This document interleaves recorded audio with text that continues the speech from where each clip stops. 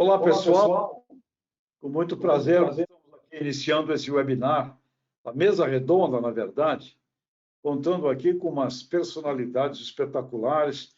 O Heitor Cantarella está aqui com a gente, que é do Conselho do NPV, Nutrientes para a Vida, pesquisador do nosso querido e amado IAC. Está aqui conosco o Walter Casarim, coordenador científico do NPV, do Nutrientes para a Vida. O Carlos Herédia, um especialista, consultor em suprimentos e fertilizantes, falando conosco aqui hoje, em nome desse nosso movimento da ANDA, que é o Nutrientes para a Vida, onde a gente procura levar para o cidadão, para o cliente do nosso agricultor, o cidadão, a visão de que saúde, na verdade, começa lá, na saúde do solo, na saúde da planta, através dos fertilizantes. Então, a nossa mesa redonda é caminhos para enfrentar a crise de fertilizantes. E a gente comentava agora há pouco que, infelizmente, precisa vir através de um drama como esse, de uma guerra, para que parece que a gente caia na real. A importância de insumos como esse, no caso do fertilizantes, sagrado, né, nas terras tropicais brasileiras, e, ao mesmo tempo, como é importante nós desenvolvermos um planejamento estratégico das coisas essenciais do nosso agronegócio, que é essencial para o PIB do Brasil, e nós chegamos aqui nesta raiz da raiz, a preocupação imensa com o fertilizante em função dessa guerra da Rússia e da Ucrânia. O Plano Nacional de Fertilizantes foi realizado, eu estava observando lá e vendo, meus caros Heitor, Walter e Carlos Herédia, que nós deveremos chegar a 2050 com uma necessidade de 80 milhões de toneladas de fertilizantes. Então, o desafio do plano é genial, né? Não é só ver como é que a gente trabalha agora mais a curto prazo, mas como é que nós caminhamos para esse desafio gigantesco, onde eu espero que o Brasil realmente até mais do que duplique, triplique ou quadruplique a sua dimensão no agronegócio brasileiro aí para 2050. Então, eu queria convidar aqui os especialistas desse assunto para conversarem, apresentarem e depois responderem aqui as perguntas. Eu queria iniciar com o Herédia, por favor. Herédia abordando aí o mercado, a problemática atual e depois nós damos sequência com os nossos demais queridos especialistas aqui. Então, por favor, Carlos Herédia, consultor em negócios de suprimentos e fertilizantes. A bola está com você para a gente abrir o nosso show. Obrigado, Tejon. Boa tarde a você, ao Heitor, ao Walter e a todos que nos escutam aqui, nos acompanham nessa mesa redonda digital. Primeiro, eu queria agradecer o convite de participar de um evento que eu acho que chega numa hora oportuna, né? É impressionante como os fertilizantes entraram na agenda do país, né? Do país, né? Fertilizante era algo da agenda do agro, né? E olhe lá, agora os grandes veículos estão falando de fertilizante, noticiando, e eu acho que é muito importante a gente trazer aqui uma visão dentro do que a gente conhece do fertilizante, da agronomia, do agronegócio, tentar colocar numa perspectiva clara o que está acontecendo hoje, né? Infelizmente, a gente vê um pouco até de pânico em função dessa situação toda, e não é para entrar em pânico de forma alguma, né? Eu vou trazer alguns elementos, eu tenho certeza que o Heitor e o Walter vão trazer outros para a gente tentar desenhar um quadro aqui para vocês, né? O primeiro ponto que eu queria trazer é que uma situação apertada de fertilizantes já existia antes da crise da guerra da Ucrânia, né? A gente enfrentou aí um período complicado com a Covid, com a pandemia, uma série de rupturas na cadeia produtiva de fertilizantes, na cadeia logística de fertilizantes. Isso desbalanceou o mercado, ocasionando aumento de preços e uma certa dificuldade. Tivemos um problema pontual da Bielorrússia, que foi amplamente noticiado também, talvez o grande evento que começou a colocar o fertilizante na mídia, né? Esse é um problema complicado. A Bielorrússia sofre sanções e a principal delas é a impossibilidade de transitar o seu produto até um porto de um país membro da Comunidade Europeia. A Bielorrússia não tem acesso ao mar e ela opera o porto de Klaipėda, na Lituânia, e isso foi bloqueado. Então, ela ficou sem condição de exportar, e isso é um fato que, evidentemente, nos afeta aqui. E, posteriormente, veio toda essa crise provocada com a guerra da Rússia e Ucrânia, cujos desdobramentos a gente ainda não tem clareza, né? Nós temos algumas informações, alguns fragmentos de informações, e você tenta montar aí esse mosaico, mas ainda falta peça, né? A gente sabe, por exemplo, que não existe um banimento, uma sanção comercial contra o fertilizante da Rússia. Não existe uma proibição de vender fertilizante da Rússia, exportar fertilizantes para o Brasil ou para outro país, por exemplo. Sabemos que existem algumas sanções financeiras que podem, de alguma maneira, afetar a capacidade da Rússia receber ou dos importadores pagarem pelo fertilizante russo. Não aconteceu ainda um fechamento, isso não está claro. Não existe uma paralisação dos pagamentos para a Rússia, até porque existe uma coisa chamada energia, petróleo e gás, que é extremamente importante para a Europa, e esses canais ainda permanecem abertos, né? Então, a gente tem alguns fatores que nos preocupam, evidentemente, e é muito cedo para a gente dizer, olha, não podemos contar com fertilizante da Rússia. Eu tenho quase certeza que agora, enquanto a gente conversa, tem navio sendo carregado no porto de São Petersburgo, por exemplo, com destino para o Brasil. Isso continua, a máquina continua girando. Mas, evidentemente, a gente tem que ter um olhar atento a esses desdobramentos. O que nos preocupa? A questão financeira, evidentemente, né? Capacidade dos recursos, né? Das divisas fluírem para pagar esses fertilizantes. A questão logística, né? A Rússia não sofrer sanção de armadores e, por isso, não conseguir colocar navio lá para carregar, o que não aconteceu ainda, né? É claro que o Mar Negro, né? O Black Sea, é uma zona evitada hoje pela navegação comercial, porque tem uma guerra lá, mas não o Báltico. A exportação da Rússia acontece pelo Báltico e não pelo Black Sea, muito pouco pelo Black Sea, acontece também, né? Mas é principalmente pelo Báltico, isso não está bloqueado. A questão de seguro internacional, de cargas e tal. Mas esse primeiro comentário meu é nesse sentido, Tejão, de que existem fatores de preocupação, nós não temos ainda resposta para todos eles, né? Não existe uma clareza de que fertilizante da Rússia não vai ser exportado, então temos que esperar os desdobramentos, né? Existem estoques de fertilizante no país, a Rússia não é o único fornecedor, tem muito produto vindo, né? Se vocês olharem as estatísticas de importação, que são públicas a propósito, o Brasil, nesse ano, nos primeiros 2 meses desse ano, já trouxe mais produto do que trouxe nos 2 meses do ano passado, nos 2 primeiros meses do ano passado, que foram meses fortíssimos comparados com a média histórica. Então, os produtos estão vindo. Então, eu acho que o primeiro recado, eu sei que a gente vai ter muita oportunidade de interagir aqui, é esse. Existe preocupação, temos que monitorar, mas não é o fim do mundo. Tá bom. Herédia, mesmo que a guerra cesse, tem aí um time, né, para botar isso em ordem, não é isso? Provavelmente sim, né? Felizmente, não existe nenhum problema com as unidades fabris, né? As fábricas estão lá em perfeito estado, a guerra não afetou nada na Rússia. A Ucrânia tem alguma produção, mas não é tão relevante assim para o mercado mundial. Mas até que se restabeleça os fluxos, que a poeira baixe, vai um tempinho para isso retomar. Mas eu acho que é muito rápido, Tejão, porque os próprios ciclos eles são naturalmente longos, né? Do momento que algum comprador brasileiro pega o telefone, fecha um navio de fósforo ou de nitrogênio com a Rússia, até esse navio chegar em Rondonópolis, são 90 dias.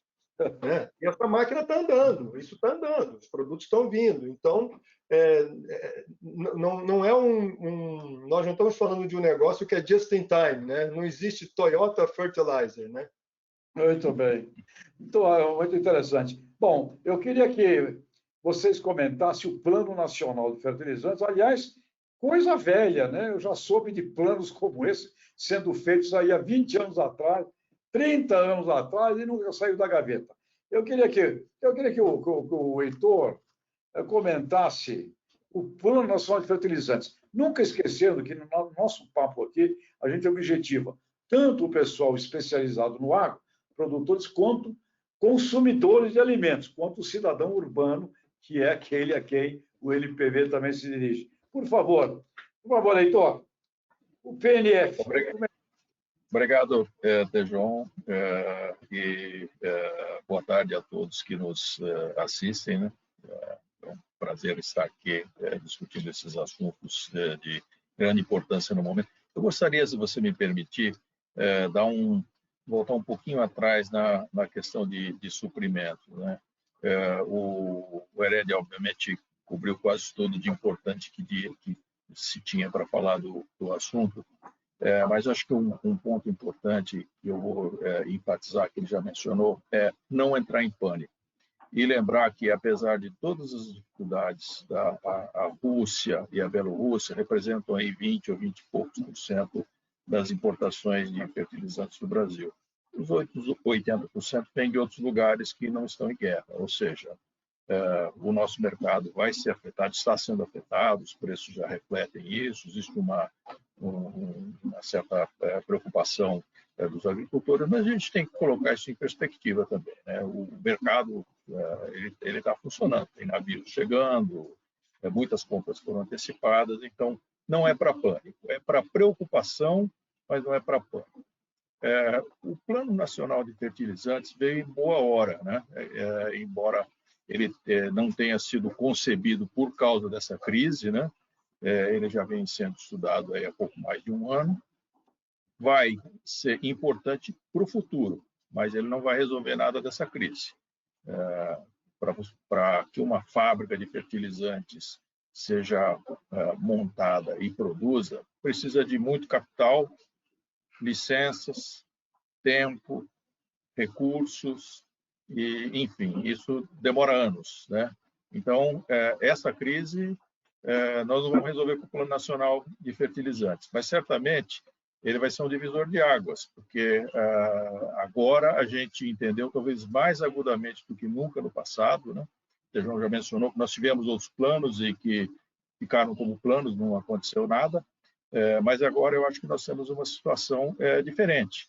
A urgência de nós termos uma menor dependência de fertilizantes importados está aí, clara para todo mundo, e eu acho que o Plano Nacional de Fertilizantes vem para isso, estimular a produção local. Existe muito a ser feito aqui, e nós não vamos, com esse plano, ser autossuficientes, mas vamos reduzir as importações. Então, é um plano para médio e longo prazo. Talvez em futuras crises a gente não seja pego de surpresa dessa maneira, mas por enquanto nós vamos ter que nos virar e procurar outras soluções, e há, né, para contornar o problema dessa falta de fertilizantes que está ocorrendo. Então, aproveitando você, tem aí um assunto do potássio, né? O pessoal falando opções brasileiras sobre isso.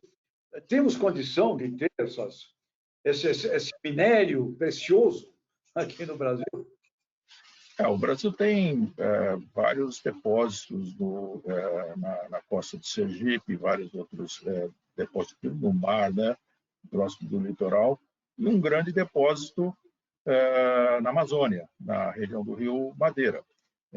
Esse depósito é enorme e, se explorado, ele pode trazer para o Brasil uma substituição bastante grande da nossa dependência de potássio. Potássio é o nosso calcanhar de Aquiles, nós importamos 90% ou mais.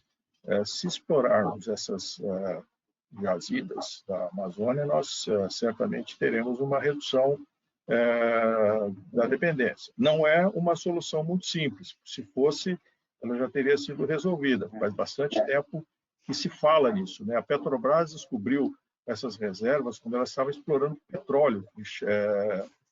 Explorando petróleo, ela estava fazendo prospecção de petróleo lá há 30 anos atrás ou mais, né? Mas é difícil, é uma região que está no meio da floresta, a logística para tirar o potássio de lá é difícil, a exploração é difícil também, porque é um potássio que está a profundidade muito alta, né? Então, mas talvez ela seja viável economicamente a níveis de preço de potássio muito maior do que o que vem sendo ocorrendo no mercado internacional nos últimos anos. Mas existe essa possibilidade e cabe a nós procurarmos maneiras de viabilizá-la. Tá certo. Eu recebi aqui pergunta do Nicolau Calfá, que acho que você respondeu, perguntando onde o Brasil tem potássio para ser explorado, fora de terras indígenas, que, obviamente, isso é um outro tema, outro assunto. Aliás, eu tive a chance de conversar com o pessoal da Embrapa, eles me garantiram que esse plano aí, ele não envolve nada que seja vinculado à terra indígena, até porque me disseram, olha, é inconstitucional esse assunto e tal. Então, essa coisa realmente não tem. Estamos recebendo aqui perguntas e o Maicon de Oliveira, prazer em estar com vocês, a Camila. E uma pergunta que eu já queria passar também para colocar o Walter aqui em ação. Depois do comentário aqui, foi até o que fiz, de 30, 20 anos atrás, que não saíram das gavetas, e agora vai? Isso é a Cida Muniz, Cida Muniz, querida amiga lá da revista Granja, o que tem de bom neste que não tinha nos demais? A pergunta dela é, agora vai? Né? Fica, Heitor, Walter, você precisa entrar no jogo, Herédia, mas acho que essa pergunta cabe aí já começar um papo rápido, né? Você, agora vai? Diga aí, vai ou não vai? Vai, agora vai.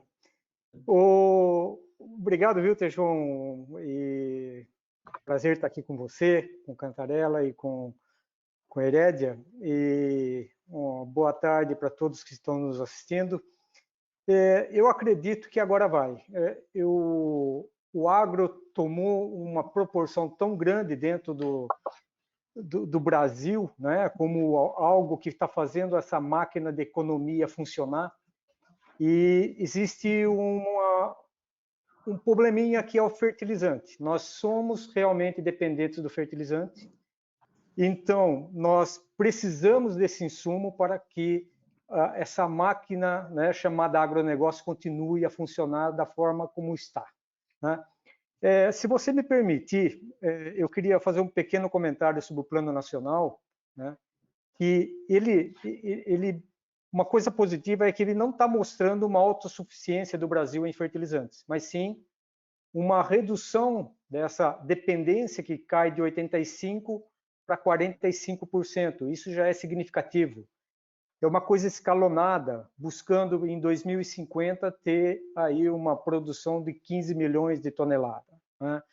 Mas mostrando que o nosso agro funciona, Tejon, eu queria passar aqui alguns números que o professor Marcos Fava Neves ele postou esses dias, e eu peguei alguns dados para mostrar o quanto que nossa agricultura ela está funcionando mesmo no momento em que a gente está passando por essa crise do fertilizante, e que tanto o Herédia quanto o Heitor Cantarella falavam, é momento de calma.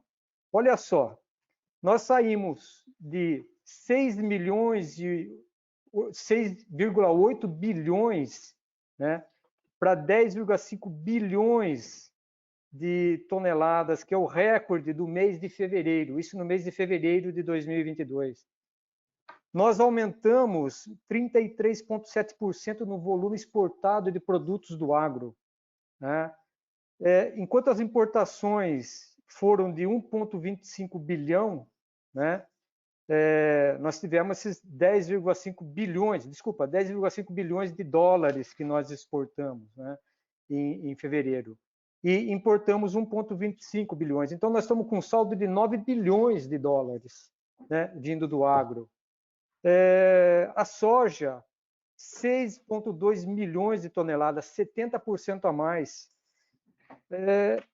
Carne bovina, aumento de 75%, carne de frango, 26% de aumento só em fevereiro. Ou seja, no momento de crise de fertilizante, o agro está dando a sua resposta. Então, a coisa vai, eu não tenho dúvida disso. Olha aí, mais gente aqui se comunicando. Luiz Jordão, mandando um abraço para vocês. No último evento da Bolsa de Valores, quando o Reinhold Stefanes era ministro, comentou que o Canadá já sabia desse nosso potássio na década de 70 e nós, no Brasil, ainda não. Não sei se nós não sabíamos ou se sabíamos, mas como vocês estão bem colocando, né? De repente estava mais barato puxar lá de fora e nada como a crise para nos fazer cair na real e acordar. Sem dúvida, Walter, o resultado do agronegócio brasileiro tem sido positivo. Agora, realmente para a gente ficar pensando aqui, né? Nós não podemos ficar sem um plano estratégico para coisas sagradas, né, como é este assunto, também o lado de princípios ativos, na parte de defensivos. Nós temos aí coisas sagradas também. Depois, se tiver tempo, perdemos 40 milhões de toneladas de grãos em função do clima nos últimos 2 anos. Sagradíssimo numa hora como essa. Então, eu acho que nós temos, tomara que esse momento nos ajude a botar assim na verdade. Temos que ter um plano estratégico do nosso agro brasileiro. Mas eu queria voltar aqui para o Herédia, né? Nas próximas safras, as situações talvez não tenham se normalizado. Com isso, também teremos preços altos. Continuará o preço alto, né? E risco de desabastecimento. Falta de nitrogênio vai afetar algumas culturas importantes, como milho, café, mas não afeta a principal, que é a soja. O que podemos esperar com relação à produtividade, ao preço, tanto de cultivo quanto de repasse para a população? Agora, agricultor não coloca preço na mercadoria, né? Isso a gente sabe. E nem preço no insumo também. Ele é uma figura que está ali no meio de uma panela de pressão. Mas me diga, Herédia, a sua visão com relação à tendência, perspectivas, com relação, voltaremos a uma estabilidade? Creio que sim, a médio e longo prazo, mas a grande pergunta aqui é quando? Né? Bola de cristal aí, quando? Né? Essa exige uma bola de cristal bem polida, né? Mas, bem polida. Bem polida, mas eu acho que é o seguinte, a questão talvez que, se você me perguntar o que mais me preocupa nessa situação toda, mais do que uma eventual escassez, é a questão de preço. Porque, como você colocou bem, o preço, né, o Brasil, nesse caso, ele é tomador de preço, tanto da commodity agrícola, né, a soja está lá em Chicago, né, CBOT, lá o preço está lá, é o balizador de preço de commodity, né, se comporta como commodity. Da mesma maneira que fertilizante, o preço não é determinado aqui no Brasil, é um mercado mundial de fertilizantes, né? E o que a gente tem visto agora, que, na minha visão, mais uma vez, mais preocupante do que uma eventual escassez de um nutriente ou outro por um determinado momento, que é difícil a gente antecipar, é a questão de preço. Porque isso é real. Isso está acontecendo agora. Então, assim, está faltando potássio hoje? Não. O potássio está caro? Tá. O potássio está caro. Né? Todos os nutrientes hoje estão acima de $1.000 a tonelada. Os preços históricos, digamos assim, pré-Covid, eram assim, redondamente $300 a tonelada. Então, a gente tem um problema que eu vejo como mais sério, que é a questão de preço. Até porque vocês sabem muito bem como funciona a lógica do agronegócio, né? O nosso produtor, ele, de uma maneira muito inteligente, ele criou um indexador que reflete a capacidade de compra dele, que é a tal da relação de troca, né? Tanto que hoje isso está amplamente disseminado e todo mundo acompanhando. Qual é a relação de troca? Quanto que eu preciso do meu produto, seja ele soja, milho, para comprar determinado insumo? Então, quantas sacas de soja eu preciso para comprar uma tonelada de fertilizante? E o produtor de soja acompanha isso da mesma forma que ele acompanha o preço da soja em Chicago, ou posto em Paranaguá, ou em Santos, seja lá o que for. Então, isso é o que a gente precisa acompanhar de perto, porque o que vai determinar muito da competitividade, da atratividade, né, e até do que vai ser produzido, vai ser a rentabilidade que o produtor tem. Então, o único efeito, e muito danoso, que a gente vê no curto prazo é a questão de preço, Tejão. Isso é o que preocupa. Eu, aqui tentando fazer uma limpeza na bola de cristal, eu acho que existem fatores que vão fazer com que o mercado se reorganize, mesmo que a gente tenha uma crise de guerra por um período maior. Porque, veja bem, os volumes estão aí. Nós não tivemos uma quebra, de novo, nós não tivemos 3 minas de potássio na Rússia que explodiram e não tem mais potássio, ou que colapsaram, né? Ou inundaram, que é uma coisa que infelizmente acontece em minas de potássio, né? O lençol freático inunda e você perde uma mina. Isso já aconteceu em algumas aí pelo mundo afora. Isso não aconteceu. O produto está lá. Então, talvez seja uma questão de reorganizar fluxos, né? Por exemplo, China e Índia são grandes compradores de potássio, como o Brasil, né?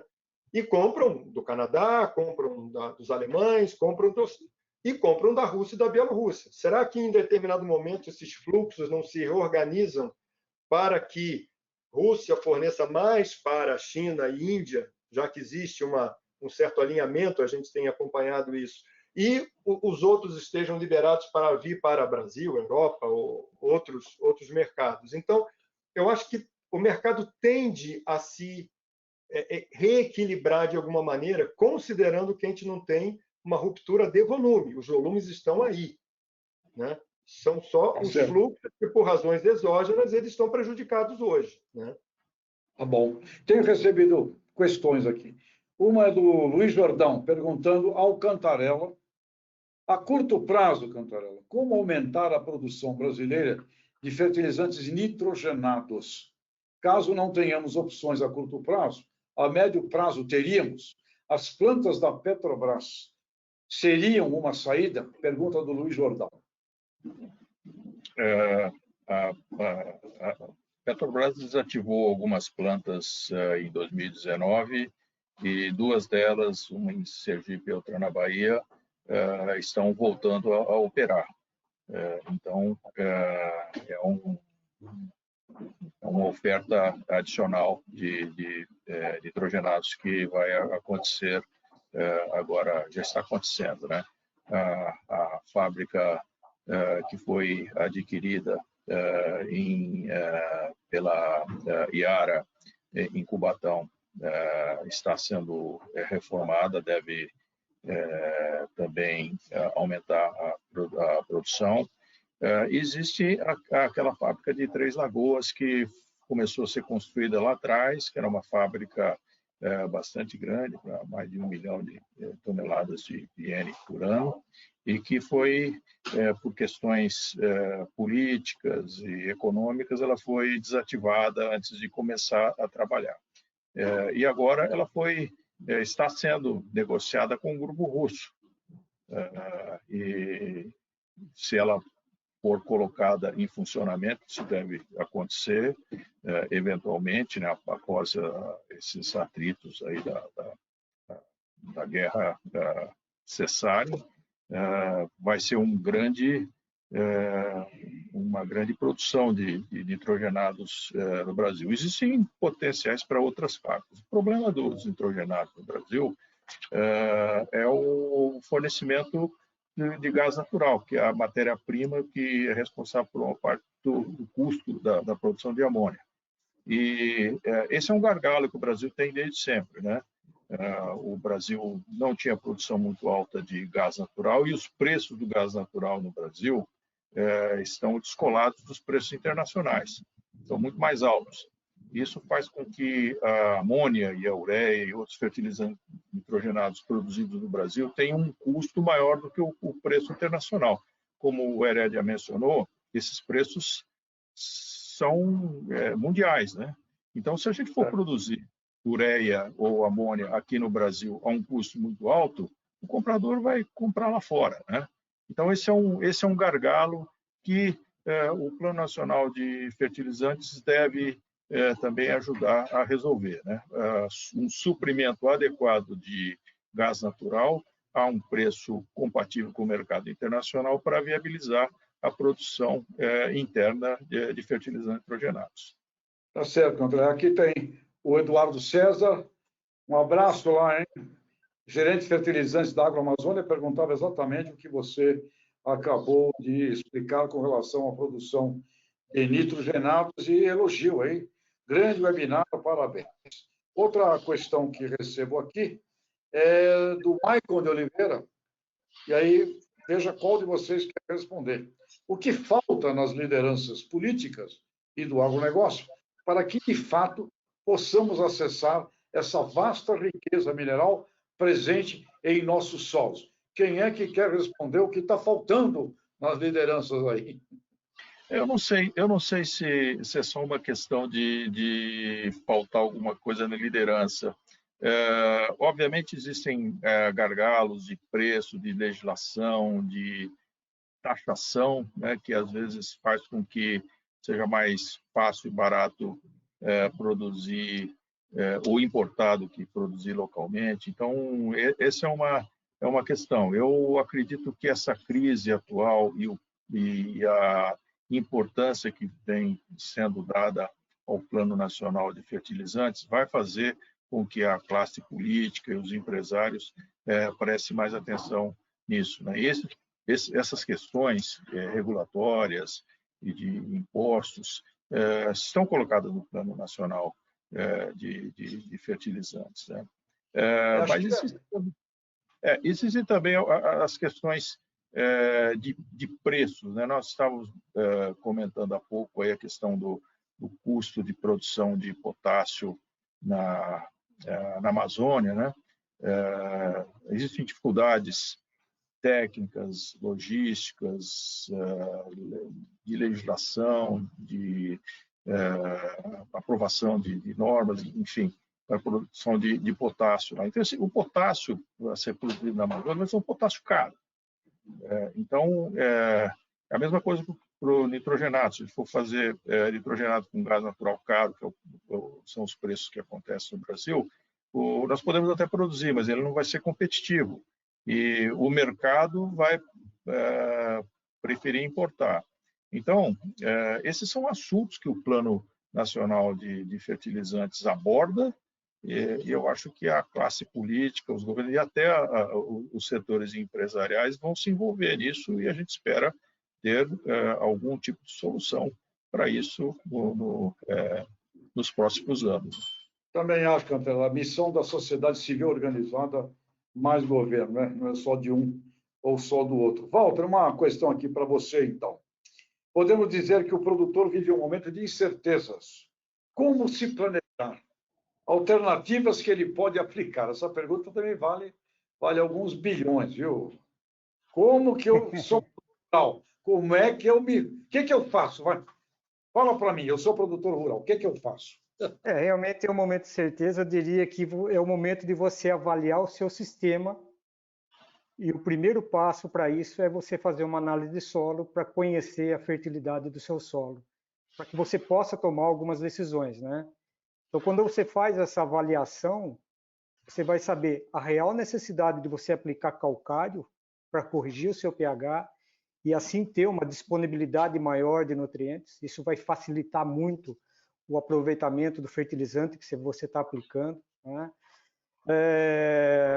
Além do que, a análise do solo vai te determinar o quanto você tem que colocar e a formulação correta de fertilizante a ser usado, né? Então, esse eu acho que é o primeiro ponto. Se a gente for seguir um pouco adiante, Tejon, eu acho que a implantação do sistema de plantio direto, para a gente ter uma manutenção da matéria orgânica, principalmente usando plantas de cobertura que reciclem os nutrientes, como é o caso da braquiária, que é eficiente para reciclagem de fósforo e potássio, leguminosas para incorporar nitrogênios, nós estamos trazendo nitrogênio para o sistema novamente. Então, isso vai diminuindo a sua dependência em aplicar fertilizante, né? Então, esse daqui pode ser um ano ainda que você tenha que usar a reserva nutricional do seu solo, né? E possibilitando reduzir essa adubação. Agora, se você for fazer isso, produtor, né, eu sugiro que você faça isso com orientação de um agrônomo, porque é ele quem vai te dar as orientações mais assertivas para a sua situação. É ele que vai fazer o screening da sua situação, né? Agora, aqueles produtores que investiram em um ambiente mais equilibrado, esses vão ter condições com mais segurança de passar por esses problemas, né? Só que não é um problema para desespero. Eu acho que a gente tem que deixar isso bem claro, não é um momento de desespero, né? Agora, eu queria só deixar um recado para as pessoas da cidade, que são os nossos interlocutores do Nutrientes para a Vida. O produtor está fazendo a sua parte, né?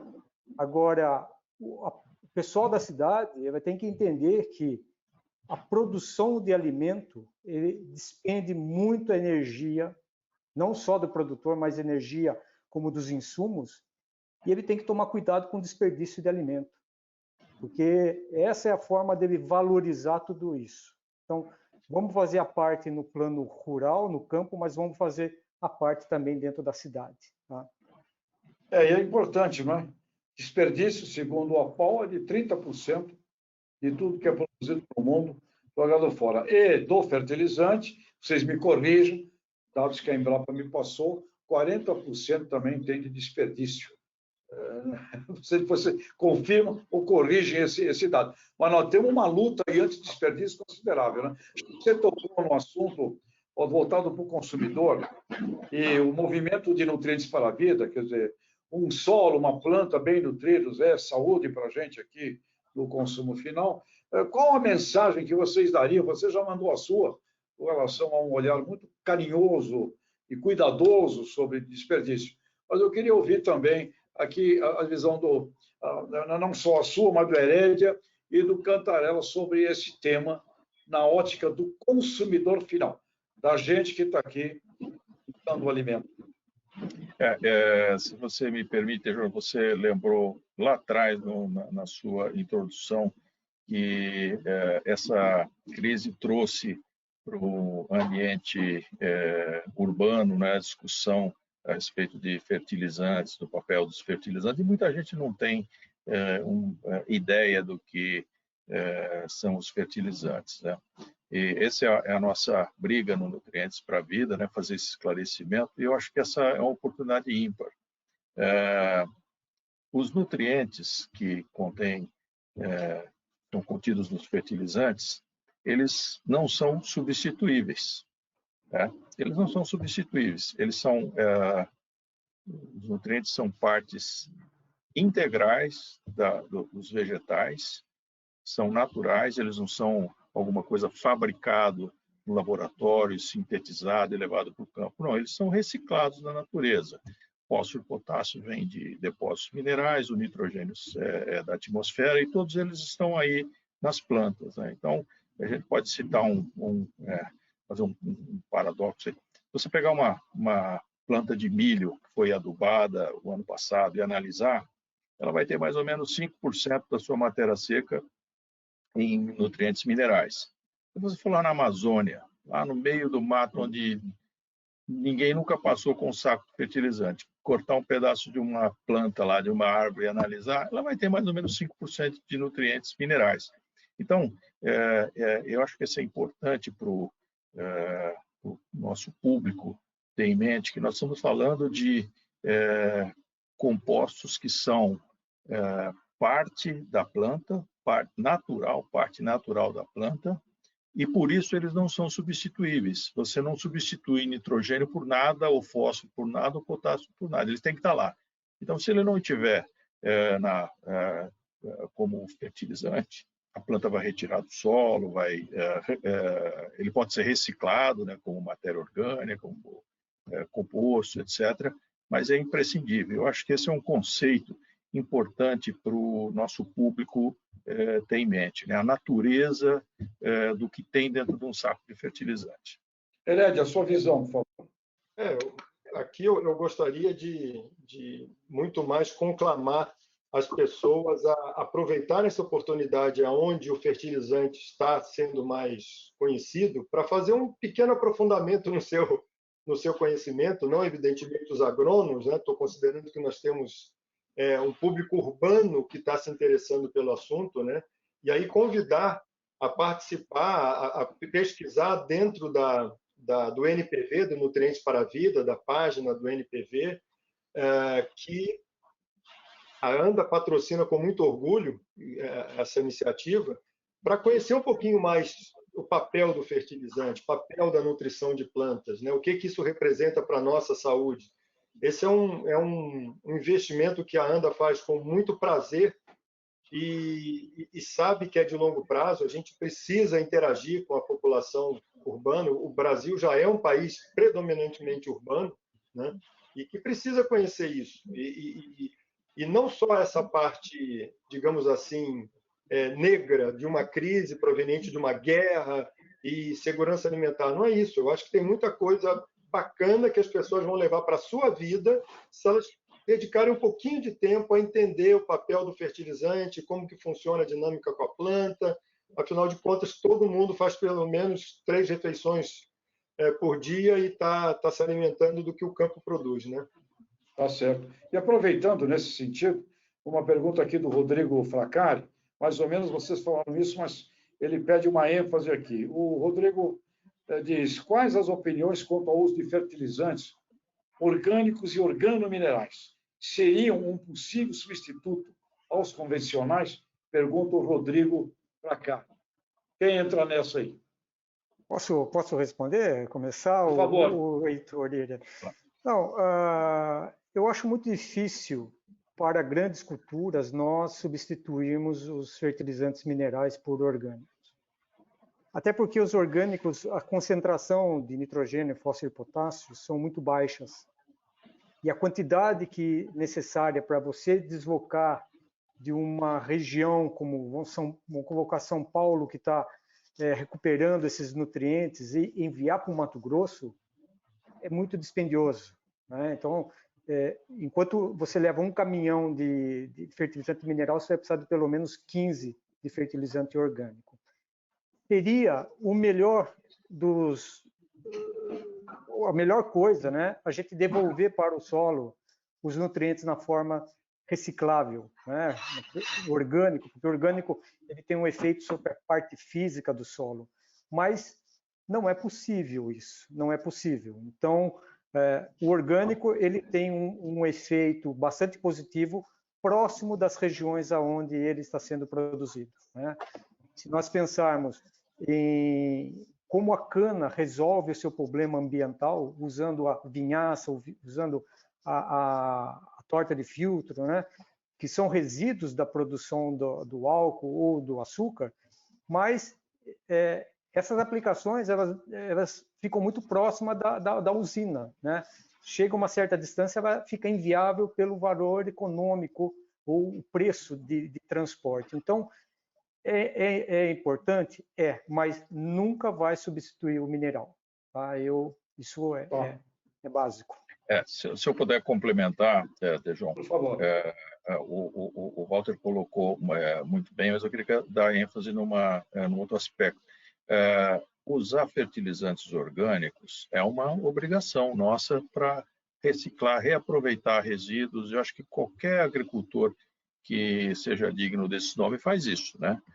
Aproveita os resíduos, retorna ao solo, porque existem muitas vantagens. Mas os fertilizantes orgânicos, eles substituem os fertilizantes minerais localmente, onde você possa reciclar. Mas vamos imaginar o destino dos nutrientes do solo. Um agricultor lá em Mato Grosso produz soja, coloca essa soja num caminhão, manda para Santos ele vai para a China. A soja leva nutrientes, uma tonelada de soja leva 20 quilos de potássio, 180 quilos de nitrogênio, mais outros tantos de cálcio, magnésio, etc., fósforo. Isso vai lá para a China. A matéria orgânica que for gerada lá na China não vai voltar para o Brasil, porque isso é inviável economicamente. Então, a gente tem que aproveitar os fertilizantes orgânicos, onde eles existirem, próximo das propriedades, mas para a agricultura comercial de larga escala, isso é inviável. Então, como o Walter mencionou, isso não vai ser a solução para todas as situações, né? Muito bem. Bom, tem uma pergunta aqui da Cida Muniz, dizendo, não sou agrônoma. E é uma pergunta importante. Ela fala de soluções milagrosas que estão acontecendo por aí, e riscos de iludir produtores. E ela menciona aqui um tal de pó de rocha, tem sido vendido como grande solução. Então, ela pergunta, no que o agricultor pode confiar? E também salienta a própria Cida, dizendo que não é agrônoma, mas que ela acha que é fundamental o papel do agrônomo nesse momento. Mas faça um comentário aí sobre soluções milagrosas, que tem aparecido mesmo. A gente tem ouvido aí coisas interessantes. Comentem rapidamente, o nosso tempo está indo, e mais questões aqui do pessoal, por favor. Bom, como eu mencionei, nutrientes não têm sucedâneo, né? Eles não podem ser substituídos por nada. Pó de rocha tem uma quantidade pequena de nutrientes, ínfima em comparação com fertilizantes. Esses nutrientes não estão numa forma disponível, prontamente disponível para as plantas, e eles não serão disponibilizados em curto espaço de tempo. Então, é uma falsa solução, porque eles vão fornecer a muito longo prazo e não resolve o problema. Então, existe muita gente se aproveitando desse momento para vender soluções que, na verdade, não são soluções, né? Ou, pelo menos, não são soluções para resolver um problema prático em curto prazo. Tejão, eu posso só fazer um complemento? O pó de rocha, na verdade, são resíduos de pedreiras, né, que precisam ter um destino e foram colocar isso como fertilizante. Então, para que solubilize esses nutrientes que estão nesses pó de rocha, você precisa de ácidos muito fortes para solubilizar. E a planta, ela não tem condições, né, através da sua acidificação na rizosfera, de solubilizar isso. Então, esses elementos, naturalmente, na natureza, eles levam alguns anos, né, muitos anos, para se solubilizar. E aí, quando a gente aplica esses produtos, a gente tem que acreditar que isso vai acontecer em pouco tempo, e que não acontece. Então, talvez a gente tenha que tomar muito cuidado com isso, né? Eu já vi muitos trabalhos da Embrapa onde demonstram pouca eficiência agronômica ou nenhuma eficiência agronômica.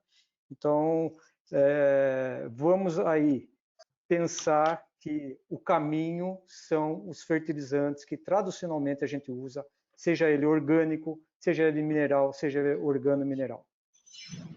Só um outro conceito, né? Solo, que é onde as plantas crescem, são formados a partir da decomposição de rochas. Então, tem uns números, assim, grosso modo, que a gente usa em ciência do solo, que para a natureza formar 1 centímetro de solo, demora 100 anos. Ou seja, essa decomposição da rocha para formar o solo, para fazer 1 centímetro de solo, demora 100 anos. Então, se você colocar um pó de rocha e, como o Walter mencionou, achar que aquilo vai fornecer nutriente em curto espaço de tempo, isso não condiz com o que se conhece desses processos naturais. Tá certo. Heredia, algum comentário? É isso aí que a turma não falou. Não, esse eu deixo para os especialistas. Eu, como economista, não me atrevo a dar palpite nessa área.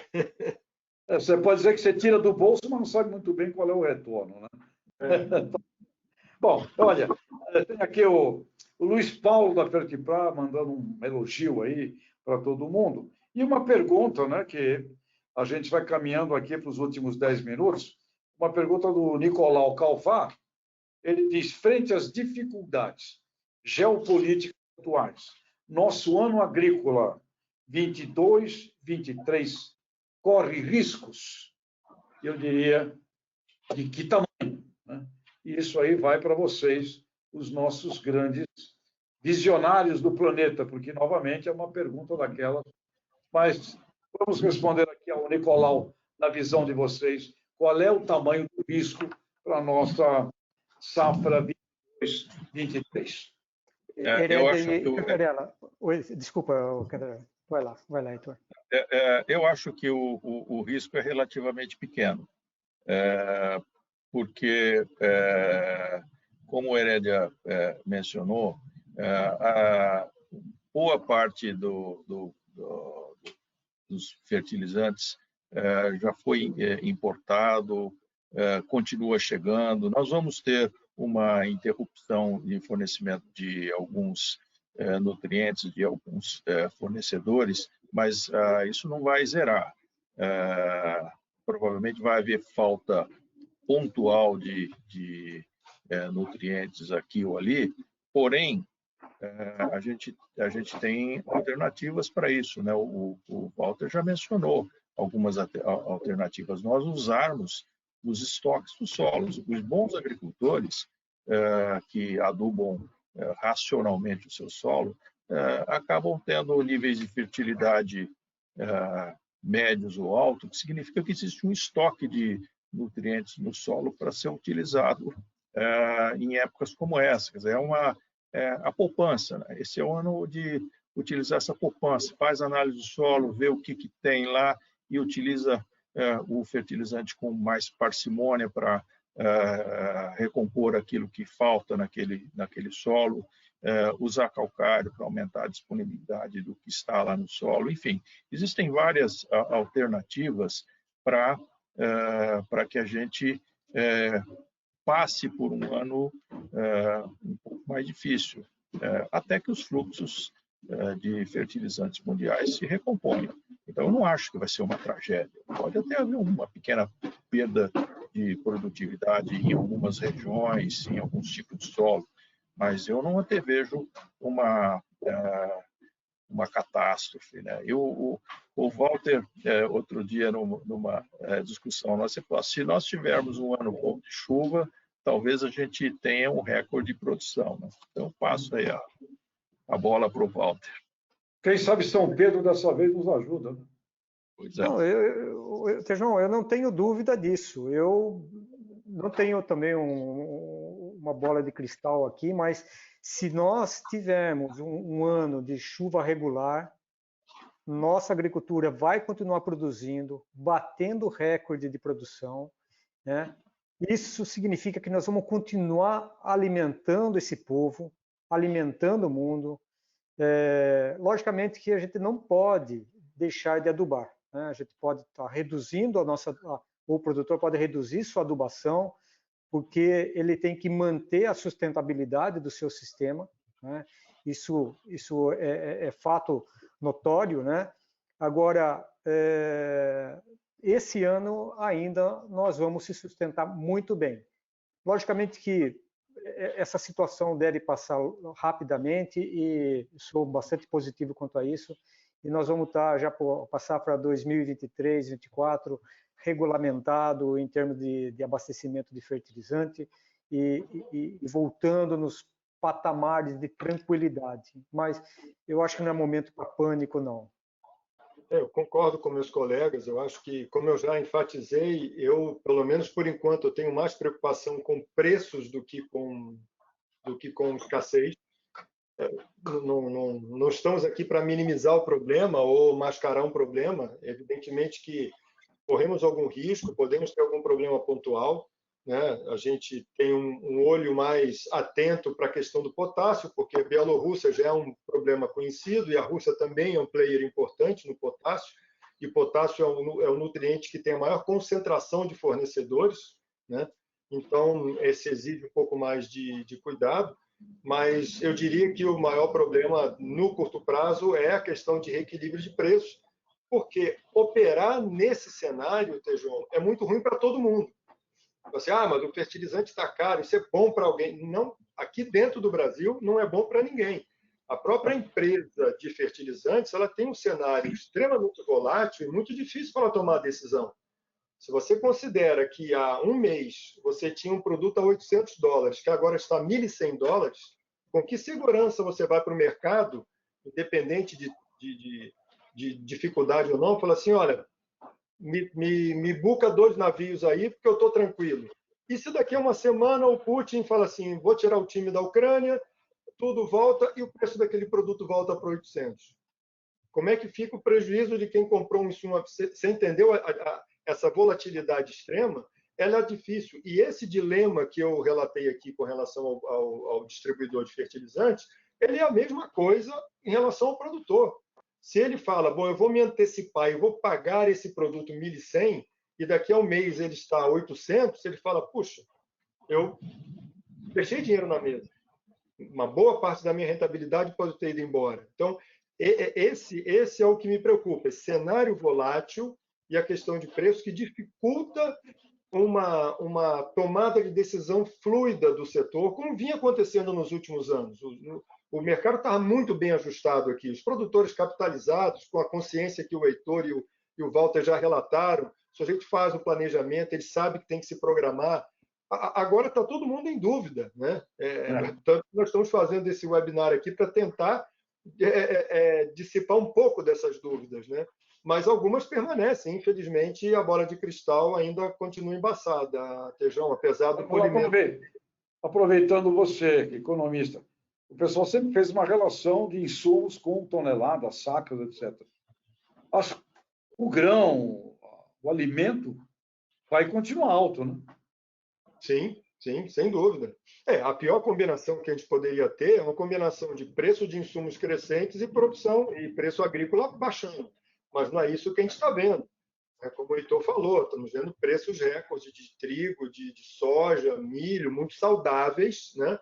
Que dão sustentação à produção ainda, né? Mesmo com preços maiores de fertilizante. Então, isso... Vocês colocam um negócio que é genial. Quer dizer, se eu sou um produtor que, ao longo dos últimos anos, cuidei do solo, etc., eu tenho ali uma reserva estratégica onde eu posso ser mais racionalizar nesse momento. Muito provavelmente eu posso correr um risco maior com relação à fertilização. Se eu não fiz essa coisa bem feita, eu tenho que ver como é que eu aposto mais nisso que você está falando, de ter que provavelmente aí apostar mais no fator incontrolável. Mas quem fez bem feito, acho que tem aí um usufruto positivo nesse momento. Eu queria partir aqui para o nosso praticamente encerramento. O pessoal me disse, olha, nós vamos lançar uma caravana Embrapa Fert Brasil, de norte a sul do Brasil, etc., etc. Isso tem repercussões positivas? Como é que vocês veem essa iniciativa? Uma iniciativa educacional, eu estou imaginando, né? De diminuir desperdícios, enfim. Acho que é algo aí que vai acontecer a curtíssimo prazo. Acho que a curtíssimo prazo é tomar conta do que tem que ser feito, né? Qual é a visão de vocês, bem rápido, com relação a isso? Eu acho muito positivo, porque nessa hora de crise a gente tem que tomar as melhores decisões. As melhores decisões são sempre feitas com base em conhecimento acumulado, na tecnologia disponível. Eu acho que isso que essa caravana vai fazer, né? Vai ajudar as pessoas a tomarem as decisões mais racionais nesse momento. Tá certo. É ensinar o produtor a manejar adequadamente e eficientemente o fertilizante, que agora tem um peso grande dentro do custo de produção das culturas. Então, eles vão olhar com uma maneira mais clara e aberta de quanto isso é importante para ele. Então, eu acho que essa iniciativa da Embrapa é extremamente importante. Legal, Herédia. Num dos nossos últimos webinars, eu aprendi com o Heitor, com o Walter e com o Luiz Frochinol que, nesse momento, o agricultor tem que procurar pelo melhor rendimento econômico e não necessariamente melhor rendimento agronômico. E, evidentemente, ele vai ter que fazer uso de um de um especialista, de um agrônomo, para fazer a conta com ele e dizer, olha, você vai ter o melhor rendimento econômico, eventualmente produzindo um pouco menos, economizando nesse insumo, ele vai achar o ponto ótimo da curva. Então, como isso tem a ver com a economia, eu aprendi e gostei muito da abordagem. Então, acho que a caravana talvez leve esse tipo de abordagem para os produtores. Eu acho super válido. Legal. Olha, hoje, agora, antes de estar no nosso encontro, eu estava numa reunião que participou o Tortorella, que é o diretor executivo da ANTA, com o Márcio Milan, diretor executivo da Abras, Associação Brasileira de Supermercados. Estava lá o fertilizante, o alimento do alimento, e estava lá o alimento que a gente consome aqui. E foi um encontro genial, né, nesse sentido. E com relação à nossa mensagem para o consumidor final, o Márcio Milan, que responde, né, como diretor executivo dos supermercados brasileiros, ele falou, olha, nós temos 92 mil lojas no Brasil. Por dia entram nos supermercados 28 milhões de brasileiros. Gostaríamos que os supermercados fossem vistos não apenas como pontos de venda, mas como pontos de educação do ser humano, do consumidor, da população brasileira como um todo. Portanto, quem sabe, nessa crise, parece que o mundo também só evolui a partir de alguns trancos e barrancos, nós tenhamos aí algo inesquecível, que é um plano nacional de fertilizantes, voltado a diminuirmos nossa dependência e ter uma visão estratégica que sirva para muita coisa, e, quem sabe, tenhamos, do outro lado, também um programa de consciência com relação à nutrição e os alimentos do ser humano. Foi um encontro muito rico, ocorrido hoje lá no Grupo Band, com outras lideranças, mas foi muito significativo. Tortorella e Márcio Milan, fertilizantes e supermercados. O alimento de um que vai para o outro foi realmente uma coisa, eu diria, espetacular. Eu queria encerrar deixando uma palavra que vocês digam. Vocês trouxeram aqui uma visão, aliás, quando vocês estavam falando, eu me lembrei de uma música do Ivan Lins, chamada Desesperar Jamais. Aprendemos muito nestes anos, afinal de contas, não tem cabimento entregar o jogo no primeiro tempo. Vamos ouvir Ivan Lins, que eu acho que é a música desse nosso encontro aqui, essa música do Ivan Lins, Desesperar Jamais. Pena que não dá para a gente botar a música aqui, porque ela seria o hino do nosso encontro. Mas eu queria deixar com vocês, Cantarella, Walter, Herédia, a palavra síntese final do nosso webinar, que trata dos caminhos com relação ao enfrentamento deste momento. Cantarella, você começa? Sim, eu começo. Boa lembrança, desesperar jamais. Infelizmente, nós estamos entrando num ciclo inflacionário bastante grande e nós todos aqui, acho que fomos unânimes em dizer que os preços vão continuar altos por algum tempo e desesperar jamais. Quando os fluxos voltarem ao normal, os preços vão voltar a patamares menores e talvez o consumidor urbano não sofra tanto com essa crise. Ou recupere uma parte do que ele vai perder durante essa crise. Pelo menos a gente tem que ter essa esperança. Obrigado, Cantarella. Walter? Bom, eu queria deixar um recado, principalmente para o pessoal da cidade, que ele entenda que aquele nutriente que está no alimento dele, a origem foi no solo. Então, ele saiu do solo para ir para o alimento. É o cálcio que sai do solo e vai no leite, é o zinco que sai do solo e vai para um grão de trigo que vai fazer o pão. E muitas vezes esse nutriente, quem forneceu para o solo foi um fertilizante. Então, aí está a grande importância do fertilizante no nosso alimento e na nossa nutrição.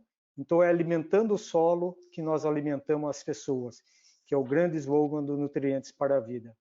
Muito obrigado, eu quero agradecer a todos. Viu? Obrigado. Obrigado. Herédia, interessante sua visão, momento econômico versus agronômico. Muito boa síntese que você nos deu agora há pouco também. O meu recado é no sentido de os agentes, né, do nosso agronegócio, sejam agricultores, cooperativas, empresas de fertilizante, nesse momento eu acho que o mais importante é planejamento, né? Não é época de especulação, eu acho que é pé no chão, tentar entender.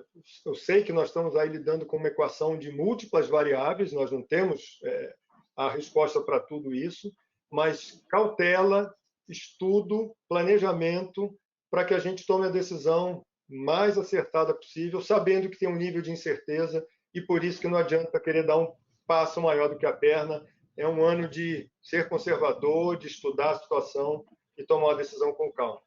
Acho que é isso o meu recado aí. Evidentemente, deixar um agradecimento pelo convite a todos que estão nos assistindo aí. E eu imagino que daqui a um tempo a gente vai acabar repetindo, porque os acontecimentos vão se desenrolando e vai clareando um pouco mais. Quem sabe a gente pode voltar aqui e contribuir de novo com alguma luz nesse tema, né? Muito bem. Eu espero que este assunto nos ajude e nos inspire a um planejamento estratégico de todo o agro brasileiro. Nós estamos realmente precisando disso nos próximos anos. E tudo isso aqui está gravado, fica à disposição nas redes do Nutrientes para a Vida, para vocês poderem assistir. Muito obrigado ao pessoal todo que está conosco, mandaram uma série aqui de questões, e aquelas que não puderam ser respondidas, vamos ver para responder. E especial obrigado aos doutores, ao Heitor Cantarella, né? Ontem eu mencionei você lá para o Roberto Rodrigues, ele ficou aplaudindo. Cantarella. O Walter Casarim, que é o coordenador científico do Nutrientes para a Vida, e ao Carlos Herédia, que nos trouxe aqui essa visão econômica de tudo isso. Da minha parte, uma grande honra estar com vocês, sucesso, e vou ouvir Ivan Lins, desesperar jamais, que eu acho que é o que o brasileiro sempre fez e sempre faz. Grande abraço, gente, sucesso, parabéns, NPV. Muito obrigado, João. Parabéns a todos. Boa noite a todos.